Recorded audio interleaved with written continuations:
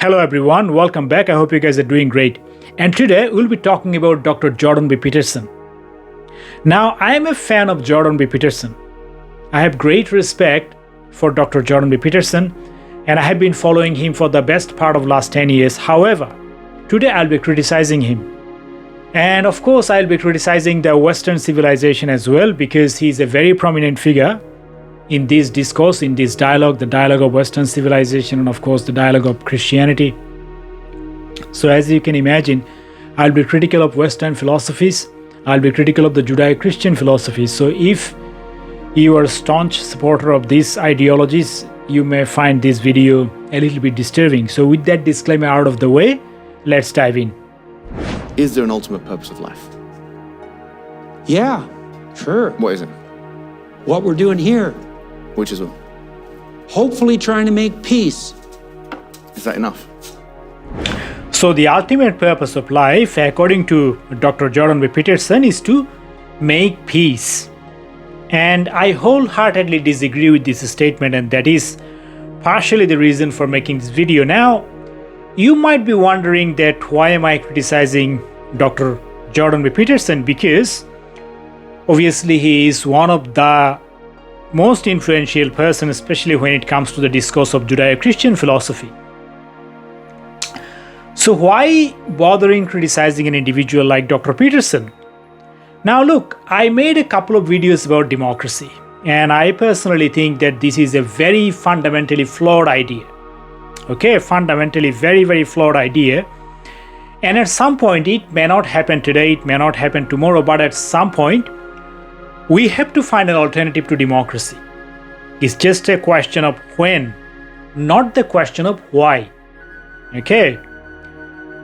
So there are quite a lot of problems. Like in the last video that I made, I outlined about 10 different flaws of democracy. Okay. And there are still many more to uncover, which again I will talk about in future episodes. So now, because I personally believe that democracy is fundamentally flawed, and that is why I have to criticize this ideology. And as we all know, that democracy is actually coming, its root, it originated in the Judeo-Christian philosophy. So because I criticize democracy, at some point I also have to criticize Judeo-Christian philosophies. And as Dr. Peterson is definitely a proponent of these philosophies, and he is definitely, if not the most influential, he is definitely one of the most influential persons when it comes to the discourse of this Judeo-Christian philosophy. And that is the reason why I have to criticize Dr. Peterson. Not because I have a personal vendetta or anything like that. I don't have any angst against Dr. Peterson. That's definitely not the case. As a matter of fact, I'm a fan of Dr. Peterson, but at some point I have to criticize him because I stand firmly against the idea of democracy. So this is the reason for making this video. So what are the drawbacks, what are the setbacks that we are going to face when we are trying to establish this peace? Like, this peace cannot be the ultimate purpose of life. Why do I think so? First of all, let's talk about the biological reasons. What are the biological reasons that we have to accept as we are part of an environment? Like, in an environment, there are some variables that we cannot control. Change. One of the fundamental variables of life is that life always changes. There are constant changes that are occurring in the environment, and you cannot control it. Why you cannot control it? Because guess what? Every being has needs and wants. And these needs and wants doesn't have a particular limit. The more you have, the more you need, the more you want. So obviously, every being, whether it's a plant or an animal or a human being, every being has a need, it has a want. So to fulfill these needs, to fulfill these wants, you have to fight for the resources. And guess what? The resources are very limited. So when you have limited resources but unlimited needs, guess what happens? there will always be some competition. And when the competition occurs, usually like in the nature, most of the time it's basically a fight or flight. When it comes to the competition, when it comes to territory, resources, like whatever the resources may be, territory is definitely one of the most foundational resources. But there are, of course, many other resources, food, mate. We have like many needs. So to fulfill these needs, we constantly have to fight for those resources. This is where change comes along. Because your needs are constantly changing, there is a fight for different types of needs to be fulfilled by all different parties involved into that particular environment. So in an environment that is so competitive, it's so susceptible to change, can you actually have peace? Is it practicable? Is it possible? To me, it is not possible. Like, these are the biological reasons. You have to fight for the resources constantly. And now, because you have to fight for the resources, peace is not attainable. That's one of my propositions, but that's not the only proposition. So this is a biological reason as to why I personally believe that you cannot attain peace. Okay, this cannot be the ultimate objective of life, to have peace. And even if you do have peace, because the environment is constantly changing, peace is what? It's a state. It is a state nonetheless. Can you sustain this state? Because there is constant change in the environment.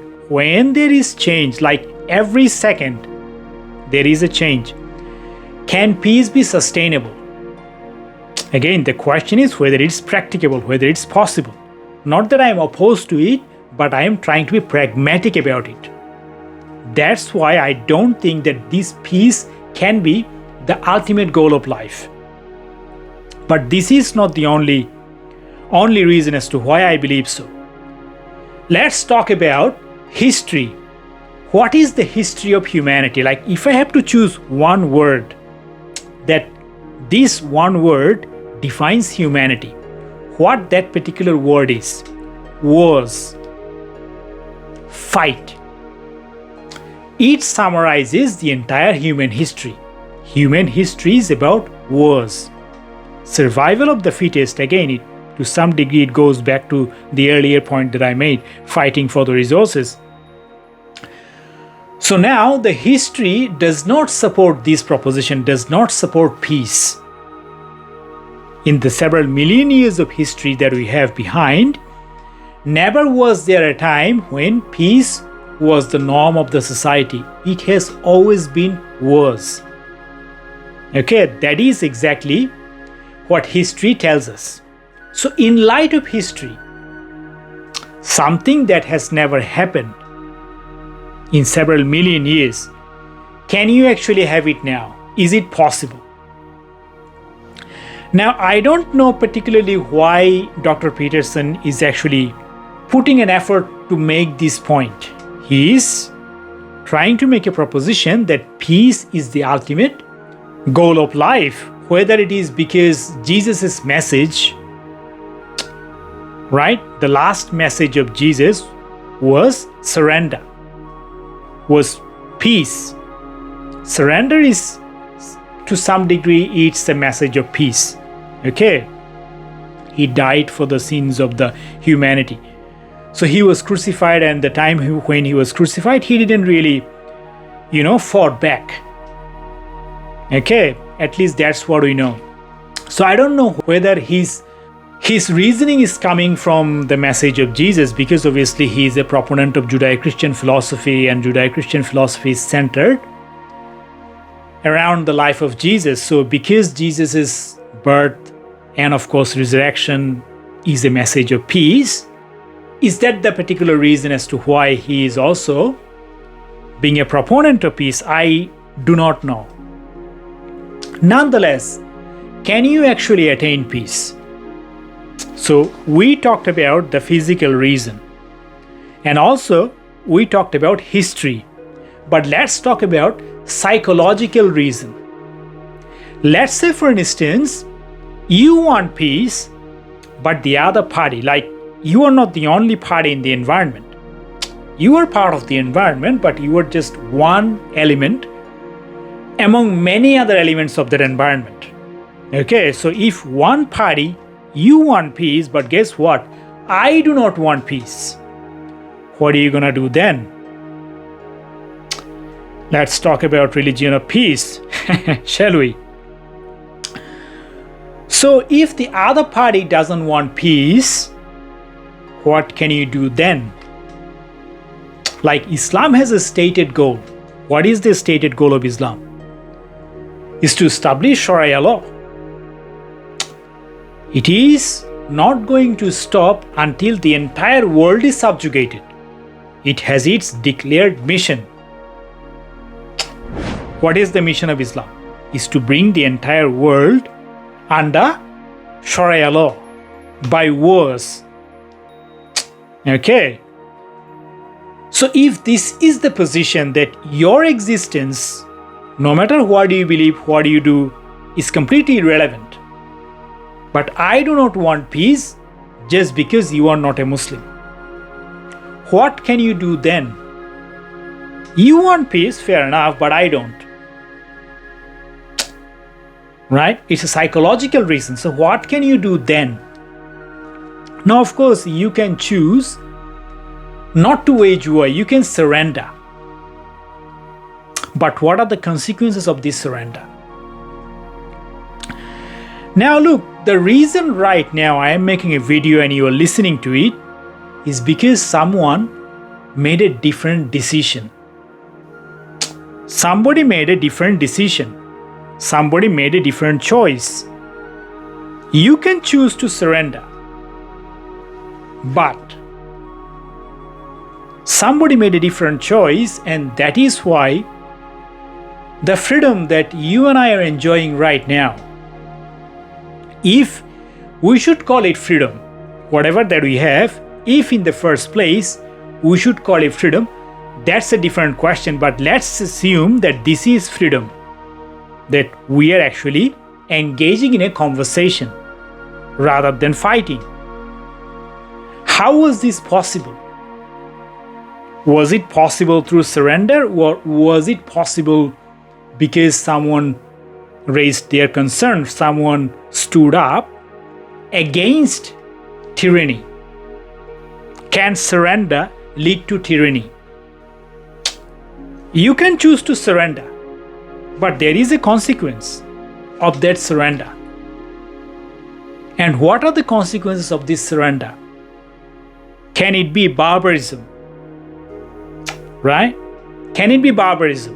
Can it be sacrifice of the freedom? So my question is, can war be the precursor of civilization? We all know, according to history, that wars was the norm. And if you surrender to tyranny, it can swallow the entire civilization. So how do we exist? We know that the wars have happened in the past. Can you deny that because of those wars, if those wars didn't take place, if somebody didn't sacrifice their lives, would today be a reality? The day that we are talking, we are engaging in a discussion, would that be a reality if those choices, those very tough choices, have not been made? So is war can be a precursor for civilization? There is a bloody history of Western colonialism, and that's almost undeniable. Like, for example, look at Algeria, for instance. Algeria, when it was annexed by France, there's no dispute. There's no dispute in what happened there. So the issue, like, I'm giving you one example of many. The Spanish colonialism of Latin America, for example. There are things that happened, and I'm not saying that's not things that happened on only just on the Western front. Yeah. There are things that happen on the Muslim front as well, of course. This is true. Yeah, no doubt about it, right? no, I'm not going to stand here and, defend the Muwahhidun who came and were very intolerant to Jews and Christians and kicked them out of their homes and so on like that, who existed in Spain as well, in fact. So the point is, I feel like, I don't know, as a psychologist, I think my question would be to you, don't you think, is it of any benefit to be concessionary in this regard? Like to start off a discussion by saying, like, we know that these are things that could cause resentment. Right? Yes. Because, like, for example, I know a lot of Algerian people, and this is very clear in their historical memory. Yes. And the accusation will be that the West have colonial amnesia here. They don't. Now, regarding colonization, there can be absolutely no justification whatsoever for this vile episode of history. Like, I have seen people, like, these are intelligent people who justify colonization. I am talking about people who have large following, who are like sharp-witted. These are intelligent people. I have seen these kind of intelligent people justifying, defending colonization. To me, this kind of behavior is extremely silly. It's pretty stupid, it's pretty annoying, it's repugnant. That's what I will say. Like, for me, colonization can have absolutely no justification whatsoever. Period. But I have a few observations regarding this conversation, okay? Is it bad only when the Christians does colonization? That's the first question. Why? Because guess what? Muslims did colonization too. Right now, there are 57 Muslim countries. How these countries became Islamic? Again, we will talk about all of these things in much bigger context, in much broader detail on separate episode. But you are intelligent, you can, get a clue of what is missing in these conversations. So, my question is that how all of these countries all of a sudden became Islamic if colonization is only bad when the Christians does it? How did the Muslims treat the indigenous people? That's a fair point, isn't it? And the other thing is, see, when I was a child, I knew that the Europeans colonized the whole world. Like, this is a common knowledge. You go to any school or college, like in the textbook, you will see references of Christian colonization, like European colonization, and Europeans are Christians, so is Christian colonization, so to speak. But have you ever heard about Muslim colonization? Have you ever heard about it? Like, up until very recently, I'm talking about, let's say, 15, 20 years. The social media and the internet, those are the things that actually, popped the bubble. And these information, like the truth about Islam, especially the Christians, they started talking about these things. Not by the Muslims, by the Christians. The Christians started talking about Prophet Muhammad. That's when the whole world started to know what Muslims have done over the last 1500 years. So why all of a sudden our respectable guest is riding on his moral high horse that, oh, I am not here to defend them? Have you ever heard all of these people who are doing Dawah? What is Dawah? It's a propaganda session. It's a session to brainwash gullible people. It's a lie, a propaganda to brainwash gullible people, if anything else. If not, why haven't the Muslims talked about it? He is riding on his moral high horse, like you just heard him say, I am not here to defend them. What a virtuous man. Where have you been for the last 1500 years? Where have you been for the last 10 years? I am not here to defend them. All of a sudden, he is riding on his moral high horse, lecturing about colonization. Why is that?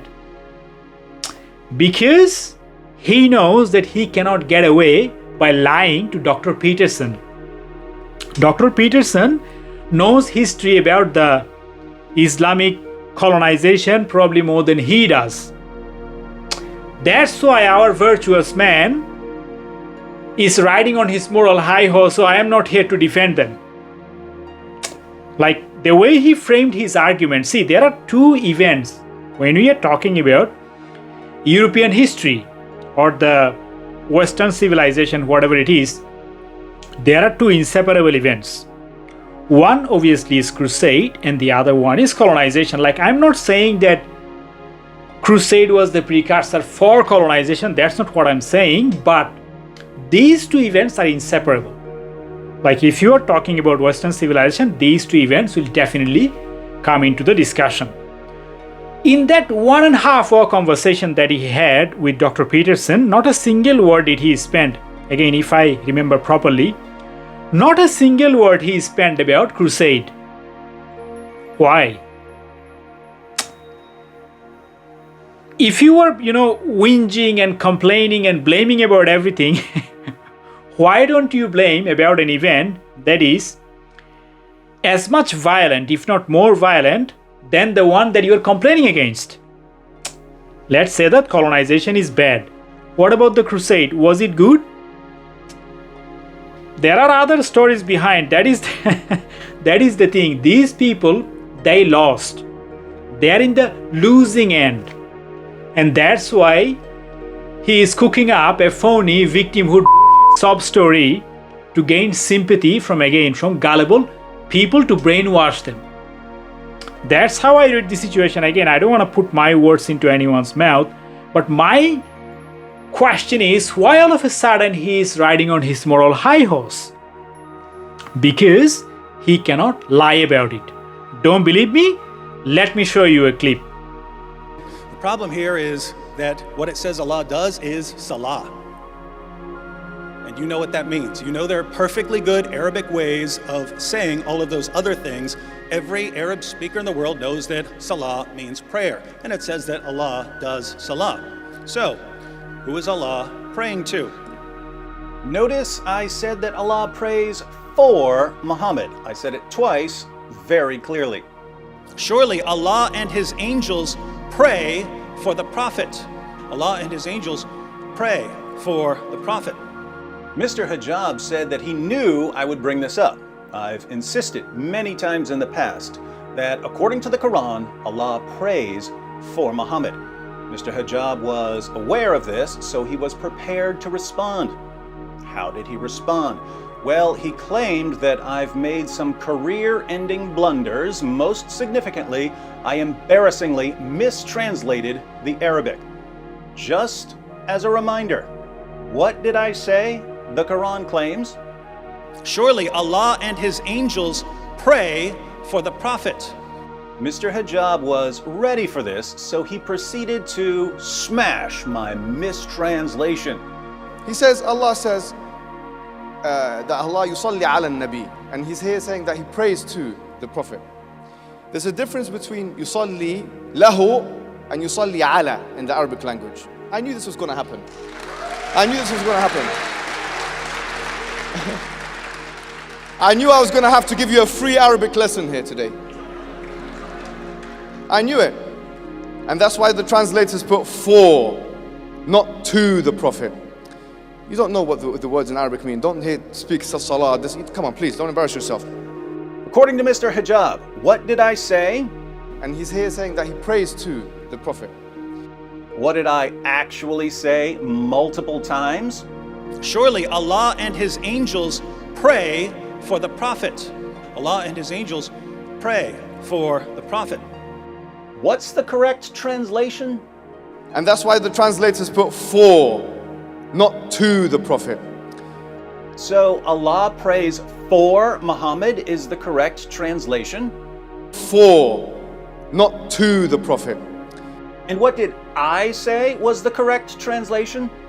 Surely Allah and His angels pray for the Prophet, for the Prophet, for the Prophet. So my career is over because I mistranslated the Arabic by translating it the exact same way Mr. Hijab translated it. And he knew that I would bring this up, so this was his prepared refutation. Notice, he didn't deny that Allah prays. He denied that Allah prays to Muhammad. But I never said that he did. I said that he prays for Muhammad. As a side note, Mr. Hijab and I are both interpreting the language here in the same way. The Quran literally says that Allah prays on Muhammad. I don't quite understand what it means to pray on someone. I assume it's another way for saying pray for. Just as when a Christian says, "Can I pray over you?" it's another way of saying, "Can I pray for you?" But whether or not Allah prays on Muhammad really means Allah prays for Muhammad is irrelevant. The real point here is that Allah prays. Surely Allah and His angels pray for the Prophet. And Mr. Hijab admits it. So how does he get around the argument? By lying about what I said and then attacking the words that he made up. And that's why the translators put for, not to the Prophet. See what he did? He lied in a live debate. He thought he might as well get away by telling this bunch of lies because obviously the other person, he doesn't understand Arabic. So he pre-planned about these lies because this guy doesn't know Arabic. I can get away by lying to him. That's why he lied on a live debate. And again, this is not the first time that he lied. Like, if you do a little bit of digging about this guy, there are many instances when he actually lied on live debates. It's not the first time. So all of a sudden, he's riding on his moral high horse. So I am not here to defend them. What a virtuous man, like the way he is framing his argument to gain sympathy again, to brainwash gullible people. As a matter of fact, by the way, he brought up a book, Body Count. And I went through the book like casually, and I genuinely believe that these kind of books, these are, worse than propaganda. These kind of BS, to me, these are propaganda tools. I don't think these kind of books have any credibility whatsoever. These books does not worth any reference whatsoever. But again, what else do you expect from these kind of psychopathic lies? Like, these are not one person I am talking about. Every single one of them, especially if they are doing Dawah, every single one of them is a psychopathic liar. They have a history of lying. Okay. When the Christians started talking about these things, the holy deeds of our Prophet Muhammad, that's when the whole world come to know, basically, what Muhammad did. Up until last 10-15 years, when have you heard about the crimes of or the holy deeds of Prophet Muhammad?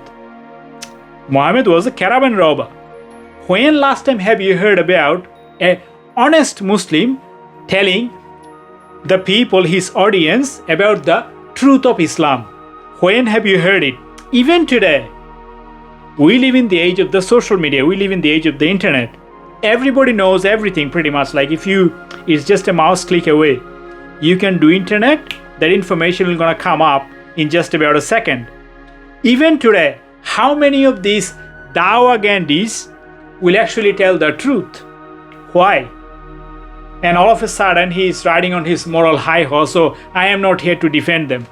Do these people have any credibility? Again, I will leave it to your own judgment. Alrighty? But the bottom line is, we will come back to this colonization in a future episode as well. We are not done yet. Like, I am not done with the colonization yet. Now, in that video, there were a lot of discussion about undeniable truth. Okay, so what was the undeniable truth? Colonization was violent, but if not for the Crusaders, if not Charles Martel, I'm talking about 7/11, okay, Battle of Tours. If those resistance didn't take place, would Dr. Peterson be sitting over there in that chair talking to his arch-rival enemy? Who was the arch-rival enemy of Christianity? Islam. Would Dr. Peterson be sitting in that chair talking to his enemy without fighting in the battleground? Like, fighting, either you die or I die. There is no middle ground. Would that be possible? Right now, first of all, conversation is not civilization. Let's make it absolutely clear. Like, we're gonna get into civilization in a minute. But this conversation is one step closer to civilization, but that's not civilization. However, it's one step closer nonetheless.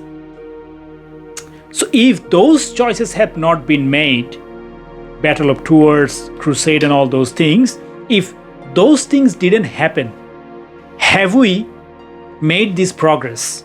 Have we been able to at least come a little bit closer to civilization? So what else is undeniably true? We are part of Judeo-Christian philosophy. We are part of Judeo-Christian civilization.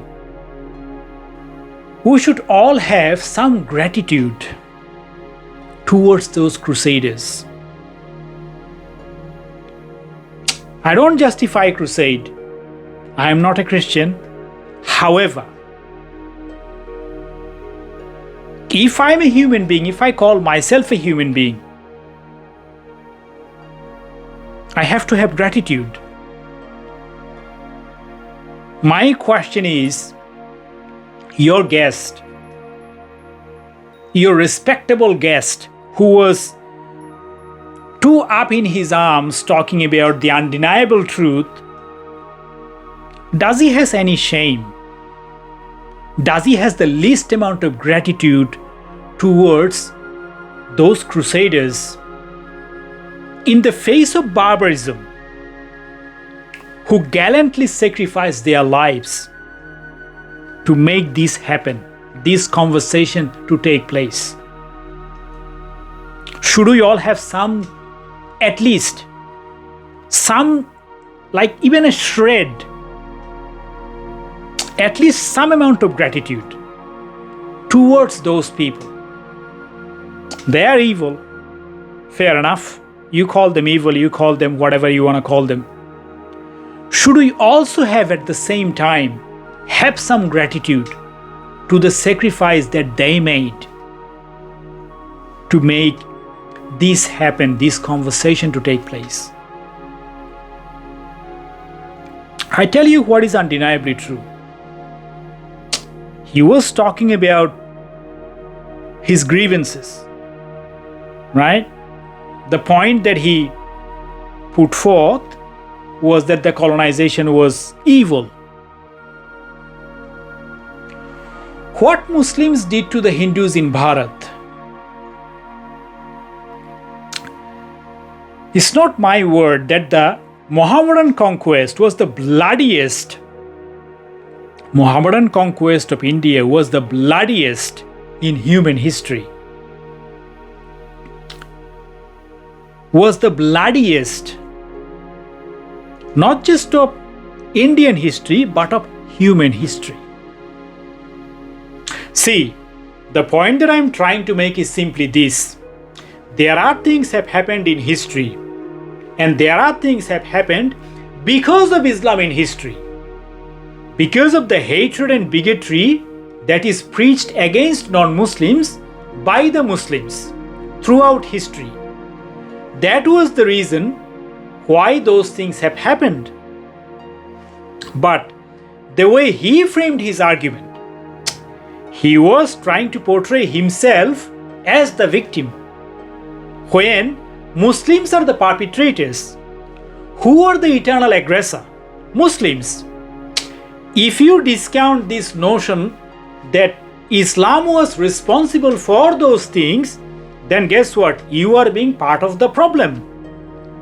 The way he framed his argument, that there are things that can cause resentment, I understand, but what was the cause?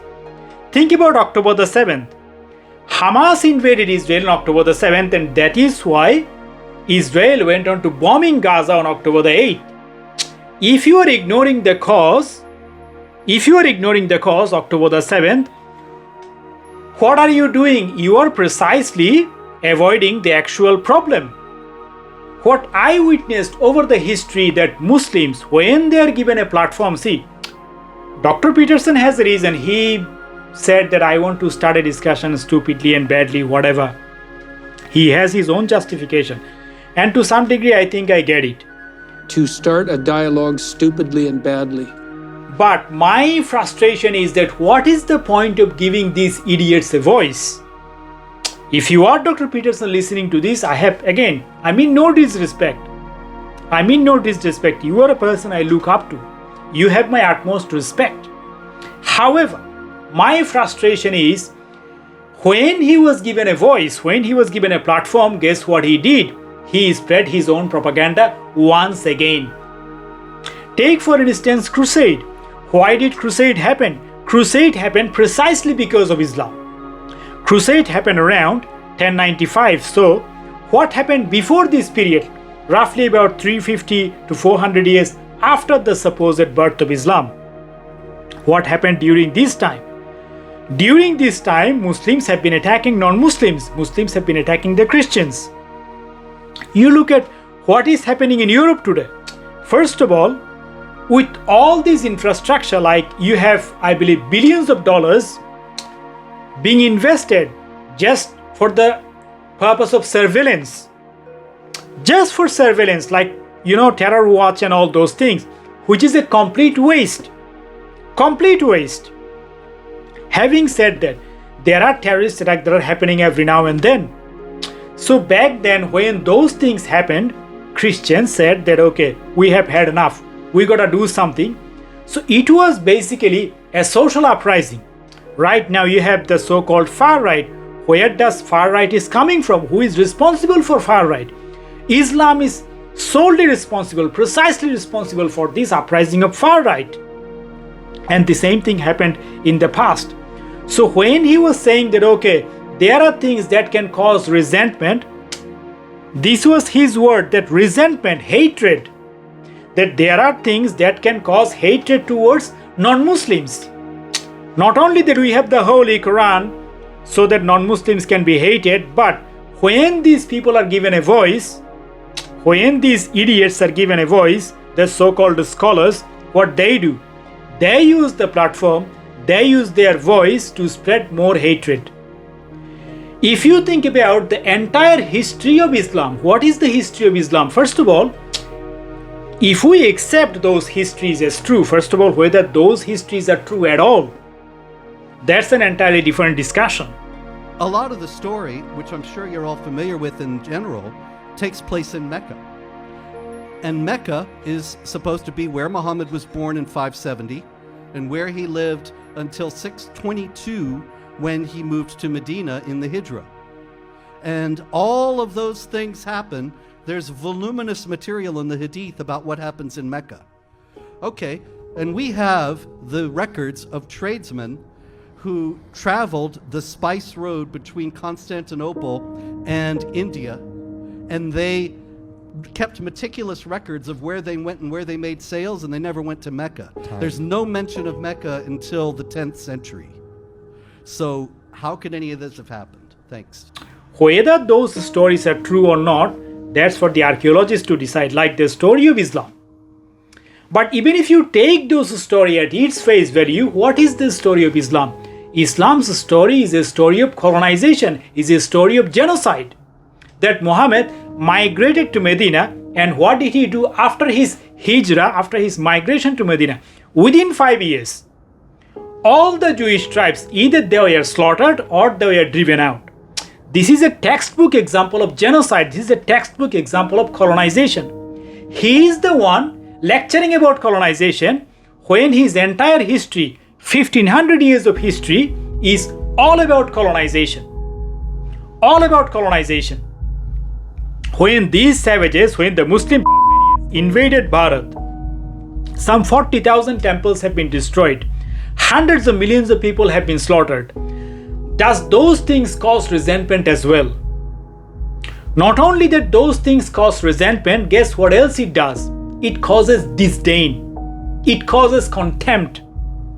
That's how I see it. And that is what these people are hiding when they are given a voice. This is one of the frustrating points. One of the frustrations that I have had over the years when I listen to these people, they not only hide,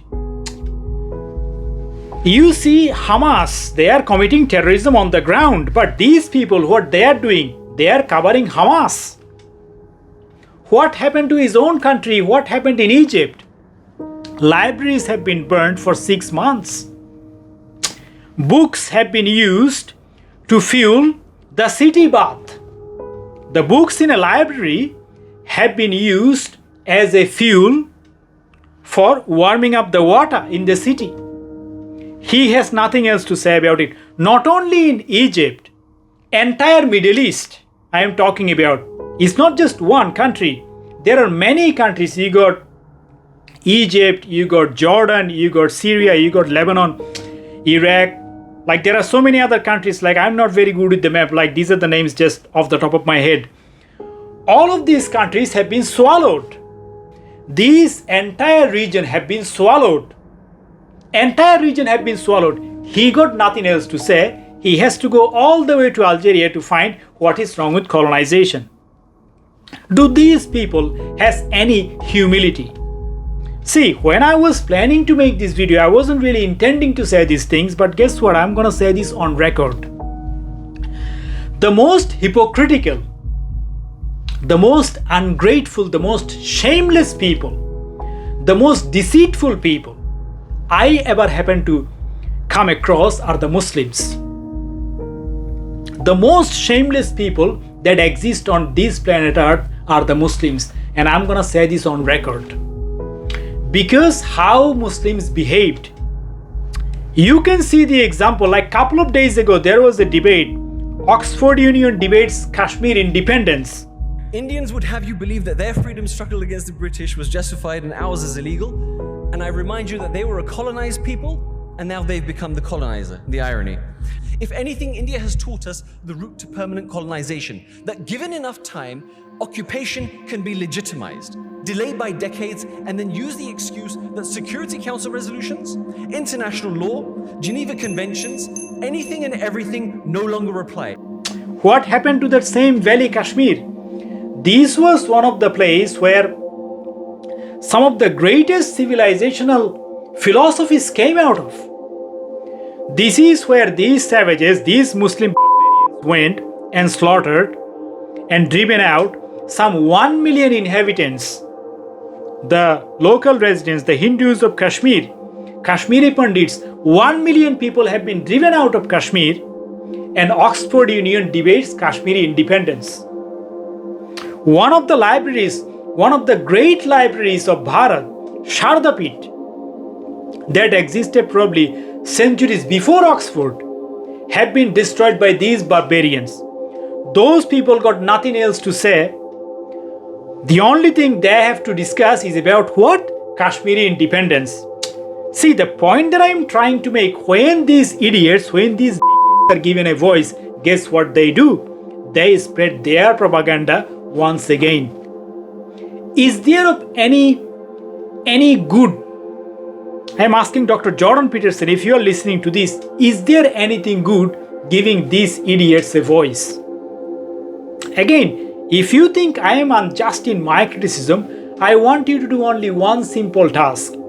If you have a mosque in your community, and let's say that mosque is standing for some, let's say 200 years, I challenge you to dig up the story of that mosque. Again, it's not just one country or one place that I'm referring to. It can be broadened like all over the world. It doesn't matter which part of the world you go, whether you go to India, whether you go to China, Israel, it doesn't matter, Pakistan, Bangladesh, it doesn't matter which part of the world you go. If that mosque is standing for, let's say, 200 years, very likely, again, I'm not a historian, I'm not an archaeologist, but what I come across, very likely that mosque has a history. That mosque is a symbol of hate. That mosque is a symbol of colonization. That mosque is a symbol of genocide. These idiots got nothing else to say. What happened in Middle East, what happened all over the world, he got nothing else to say. He has to go all the way to Algeria to find out what's wrong with colonization. Is there of any good giving these idiots a voice? This is the question. Again, I mean no disrespect. if you are Dr. Peterson listening to this, you are an individual I look up to. You are a person who you have my utmost respect. However, I was very frustrated. First of all, see, when we are engaging in a dialogue, there are things have happened in history because of Islam. Has he even acknowledged this fact even for once in that 1.5 hour conversation? He didn't acknowledge that fact. He did, oh, I am not here to defend them, which was a lie, by the way, which we just discussed. But the point that he tried to portray, the way he framed his argument, that there are things that can cause resentment. Resentment, that is the key word here, not remorse. What was his point? Resentment. His point was hatred, that there are things that can cause hatred for the non-Muslims. Not only the hatred that we are introduced by the Holy Quran, putting those things aside, but guess what? That there are other reasons as to why Muslims should hate non-Muslims. This is precisely what his point. Again, if you think that I am unjust in my criticism, I want you to do this simple task. Go find out if you have a mosque that is standing for 200 years. I challenge you that mosque is a symbol of hatred. That mosque is a symbol of colonization. It is a symbol of genocide. I want you to prove me wrong.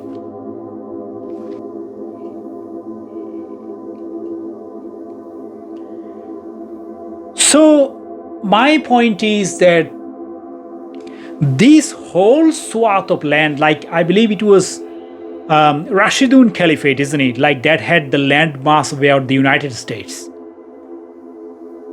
As big as United States. How was that even possible? If Islam was a religion of peace? As we have been force-fed, as obviously your guest was trying to make a case that colonization was evil and Islam was just a clean slate, so to speak. Was it the case? Was it the case? And if the ultimate goal of life is to make peace, what is the cost? At what cost? At the cost of civilization. Is that a possibility? Now, let's talk about civilization. What exactly is civilization? First of all, who gave the word civilization? And of course, the next question is who upheld or how do you uphold civilization? Now, these two questions are very, very, very triggering questions. Because as we all know that, because again, there was a discussion in that video about John Locke and Western liberalism, like the 19th century, like John Locke, Voltaire, I believe 18th or 19th century, whatever it is. And what we're saying is that let's look at what you have in the West, because liberalism was an ideology that was started in the 17th century. Really it was crystallized, with John Locke and all these kind of things then. And after liberalism was established, in fact, the Constitution and the documents of the Founding Fathers and stuff like that were based on the liberal, secular principles. Even after that, you had Napoleonic Wars. Even after that, you had colonialism continue. You had slavery continue until 1867, whenever it was, the American Civil War ended. So Dante, Voltaire, they are the one, as we are told, that they are the one, these Western thinkers actually brought civilization. Is it the case? What is civilization? Civilization is to suppress the negative tendencies and to uplift the positive tendencies. First of all, let's talk about the origin of civilization. Who gave the word civilization? Who gave humanity civilization? Most of you may not know about it. I understand. But it came out of Bharat. And to be specific, one individual. His name is Patanjali. What was his name? Patanjali. Why he was called Patanjali? So the legend has it that his mother, Patanjali's mother, was, like in a lake, she was praying to Lord Shiva. Like this is Anjali. Like if you go to a lake, like people chant like sacred hymns, and then they do this, like they put the water back into the lake with the sacred hymns after repeating those sacred hymns. So this is Anjali. Okay, so when she was chanting those sacred hymns, when she was praying to Lord Shiva in a lake, legend has it that something fell from the sky into her hand. Like this, when she was doing this, something fell into that hand. Pot means falling, something fell.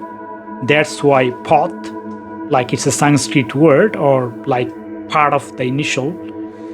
Pot means falling. Anjali, sacrifice. So that's how Pot Anjali. At the time of falling, she was performing a sacrifice. That's how Patanjali came along. And it was said that this gentleman was half man and half snake. This Patanjali was half man and half snake, and he gave three things to humanity.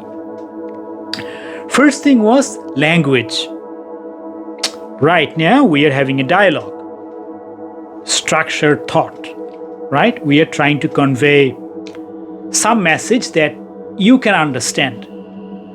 You have a speaker, you have a listener in sync. And it is possible because of the shared language, the language that you and I both share. So he gave the word, obviously that was not English, Sanskrit. So he gave the word language, that you can communicate with another being. So that was the first thing that he gave. But that is not the only thing that he gave. The second thing he gave was this, yoga. Remember we were talking about civilization earlier? So what is the first step of this civilization? We are having a conversation. Is conversation civilization? No. Conversation is not civilization. Purification of this conversation. What is conversation? Is thought. But you have to purify this thought. You have to suppress your negative and uplift your positive. Why Hinduism doesn't have the separation of good and evil? Like if you come at Christianity, you have Christ, Antichrist. The same goes with Islam. You have Allah, you have Satan. These are two separate beings. But that's not what human being is. You have both good and bad. Like these are inseparable. When you are talking about a human being is both good and bad. So what is civilization? Civilization is to suppress these negative tendencies and to uplift the positive. And how do you do that? The answer is Raja Yoga. Like there are 7 different levels. It is said that there is a coiled up energy at the base of your spinal column. Like there is a triangle at the base of your spinal column, and that triangle has a coiled up, like a snake. Again, it could be metaphor or whatever it is. So it has a coiled up energy. According to yoga, this coiled up energy can be aroused. If you perform yoga, this energy can be aroused, and as you arouse this energy, it travels. This coiled up energy travels all the way up to the 1,000-petaled lotus in your head. It's called Sahasrara, a lotus with 1,000 petals. So when this coiled up energy reaches to the top, that's when you become a Raj Yogi. And who is a Raj Yogi? A Raj Yogi is free. When we are talking about science, what is science? Like, there are so many tangents that we are, like, right now we are veering off this and that many times, right? But again, I promise you that at the end it will all make sense. So what is this freedom? Time, space, and causation, these are the limitations of physicality. Like any matter, it has these three limitations: time, space, and causation. Let's say, for instance, I'm sitting here in a particular time. It's 2024, November, whatever it is. So this is a particular time and space. This house, this geographic location, latitude, longitude, whatever it is, it's a space. You can define it. And of course, causation. There is a cause behind my action. Right now I'm making a video because you made a comment. Whatever it is, there is a cause. So time, space, and causation is actually what defines every single matter. When we are talking about Raja Yogi, he is unlimited. Like nature's law doesn't apply to him. A Raj Yogi can be here and he can be in United States. He can be everywhere at the same time as I speak.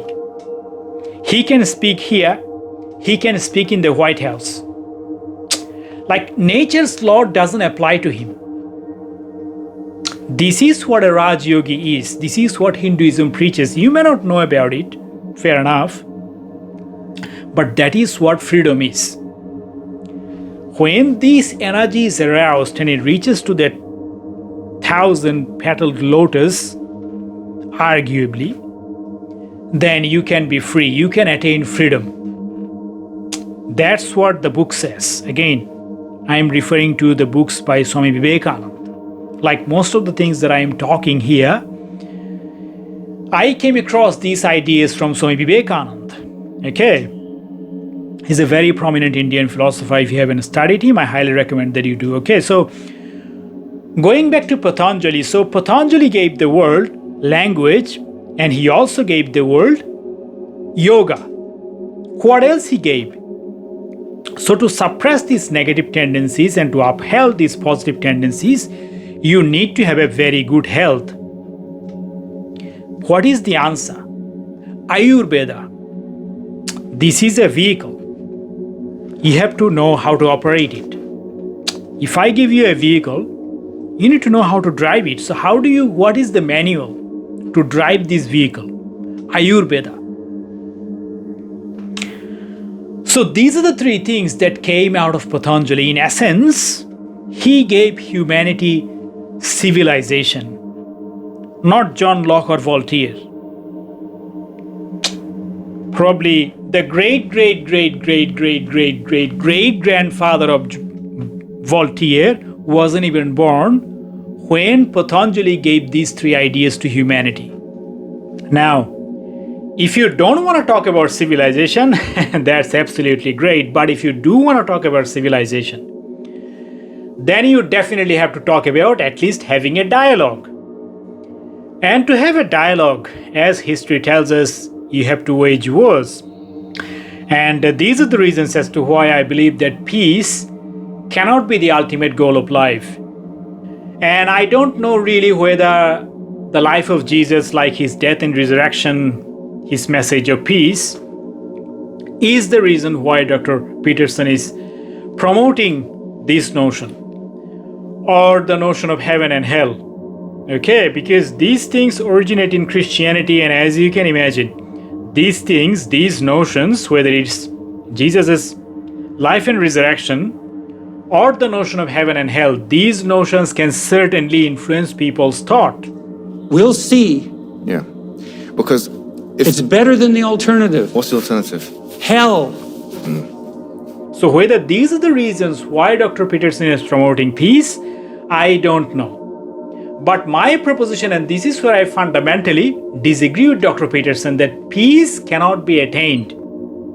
That is the fundamental proposition, that you cannot attain peace, and you certainly You heard me right. You certainly cannot attain peace with the current civilizational model. With the model, with the notion of equality, you definitely cannot attain peace. That's point number one. And the second point is, see, this heaven and hell, these are a state.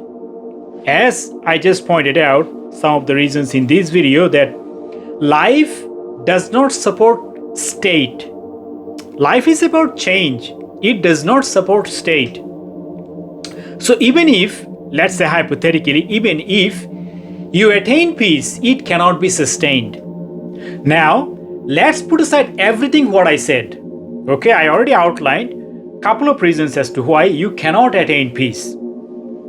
Put aside all of those things. Let's shift our focus to something more abstract. That why does conflict occur in this world? Like, what is the source of all the conflict in this world? The source of all the conflict in this world is what? Belief. Is nothing but belief, self-righteousness. You think that you are right. I think that I am right. And that's why we get into conflict. And that is precisely why Hinduism urged humanity to get rid of this belief that you can never attain peace within these five senses. And that is why you have to go beyond these five senses. Okay, but then again, we are talking about Hinduism, we are talking about Maya and illusion. We are not talking about democracy or Abrahamic philosophies. Okay, like what is truth? Hinduism says that there is no truth within these five senses. You have to go beyond this domain of five senses, and that is how you know the Atman, something that does not change. And whatever else there is, something that changes, is nothing but a mirage, is nothing but an illusion, is nothing but Maya. So this is yet another reason as to why you can never, you heard me right, you can never attain peace. Or even if you do attain peace, it will only be momentary. It will only be but for a moment. It will be a transient state, not a permanent state. Now finally, let's talk about the environment. Does environment play a very significant role in human behavior? Unfortunately, the answer is yes. Environment can have a significant impact on how people behave. The environment that you are in can dictate how you will behave. It is called the principle of association. Again, we will discuss this notion of environment in many different contexts throughout this talk. Throughout this series of talks, this notion of environment will repeat on many occasions. Righty? So we discussed so far about the biological reason. We talked about history a little bit. We talked about the psychological reason. And as we are discussing the psychological reason, I introduced you to the notion of illusion and truth. And finally, we talked about environment. So the point that I am trying to make is this. Without addressing these challenges, the challenges that we discussed, it is a far cry to talk about creating a peaceful society. And as we shall see in the future episodes, that some of these ideas that originate from Judeo-Christian philosophy are fundamentally, firmly opposed to creating this peaceful civilization. As long as this Judeo-Christian philosophy is part of our discourse, these ideas that originate in Judeo-Christian philosophy will be the ultimate hindrance for creating a peaceful civilization. Okay, these are the reasons as to why I believe that peace cannot be the ultimate goal of life. Which is what you do as well with tweets, and we can talk about that later. But after that's all happened and you've gone to sleep, you both go to sleep now, right? You wake up and you find yourselves on a ship. Yeah? And people are eating food, people are drinking, people are this and that, so things happening. Now, what would be the first questions that you would ask the people around you? What would you ask things like, how did I get here? Where are we going? Are these...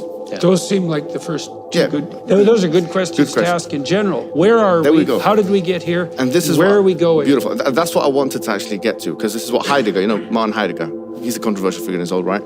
Okay, but he described this as the thrownness of life. Yeah. Because we're chucked into life. We're thrown into life, right? So the fact now that we're in this world, these questions that we would be asking if we were on a ship and we're just chucked on a ship are the same very questions, like you said, you know, that we would be asking if we're in this world. Where did we come from? Where are we going? I think if we can't get these two questions right, nihilism will persist. So, if you ask me as a Hindu that what is the purpose of life? The purpose of life is freedom, not peace. Again, look, I am not opposed to the idea of peace. Do not misunderstand me. I am not opposed to the idea. But the reason I don't think that peace can be the ultimate goal is because, number one, it cannot be attained. And hypothetically, if you do attain peace, it cannot be sustained. And it certainly cannot be attained under this civilizational value. Again, we will talk about the civilizational problems with the current model, the model of equality, in the very next episode. And as you can imagine, I will be very critical of some of the Judeo-Christian values, and it will be very triggering, very offensive to a lot of people. So it's entirely up to you whether you want to join me on the next episode. But we will talk about some of the core civilizational values, and as you can imagine, it will be very, very, very clear at that point why under this civilizational model, peace certainly cannot be attained. Alrighty. So, look, we're gonna talk about, like, in this episode, like, this will be a series of discussion. I don't want to make it too big. This will be a series of discussion. At least my plan is to do 4 parts, or could be 5. So in this episode, we are talking about who gave the word civilization, or some of the most basic misconceptions, like why peace cannot be the precursor for civilization, and how can you uphold civilization. We're gonna talk about it in the very next episode. Now, this will be based on one fundamental key ideology, the idea of inequality. That's what we are going to discuss in the very next episode. So until next time, thank you for watching, and I will catch up with you on the very next one. Bye for now.